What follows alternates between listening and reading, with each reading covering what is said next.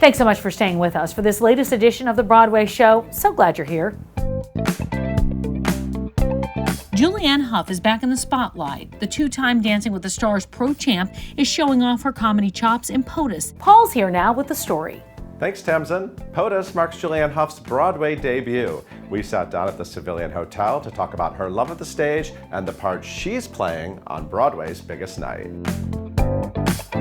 This play is so funny. I mean, stupid funny. That's the highest compliment from me. And this cast, you and these 6 other women, you are just like 150% in. What was it like capturing that in the rehearsal room? I mean, I don't know if you did you know any of those women before? No, this was the first time meeting them, working with them, and this is the first time I've ever been a part of a project that is basically 99.999% female-led with the entire creative team, the producing team, the cast, the crew, everyone. And so it was a full, shift of how the work environment was in general.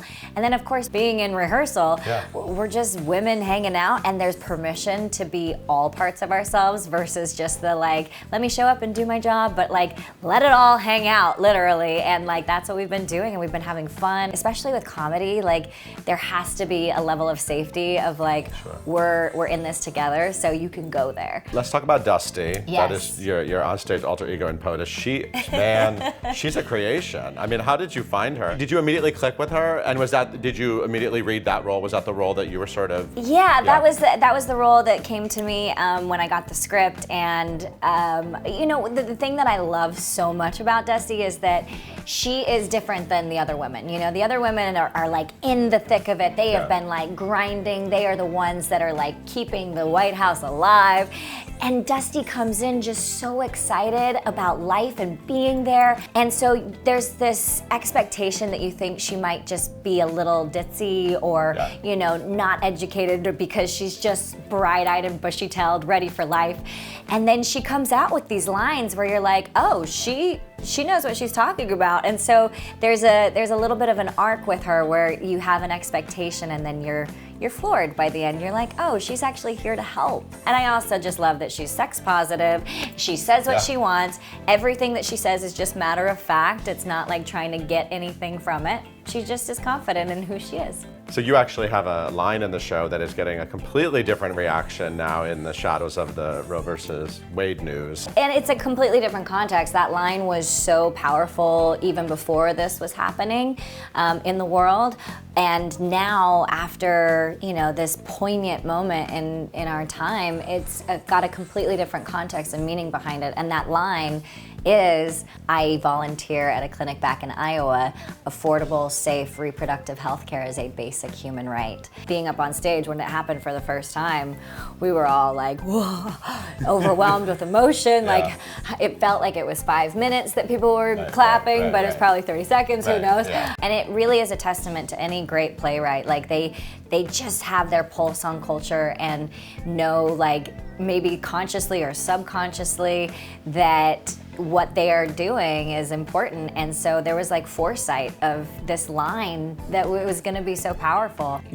I always ask actresses on Broadway who are playing Elphaba, usually you can see a little bit green on them because they cover themselves in green, paint makeup every night. And I'm wondering, your tongue is totally My tongue is actually okay. Yes. Because in the show, you sport a blue tongue, which ends up becoming... Which reads from the second balcony of the Schubert. Yeah, blushies are my thing. Blue raz slushy. That's Dusty's whole spiel when she comes in. And by spiel, I mean she actually spiels. Right. So actually last night, it became a splash zone on the front row yesterday. And so, curtain call, I'm looking at them being I'm so sorry.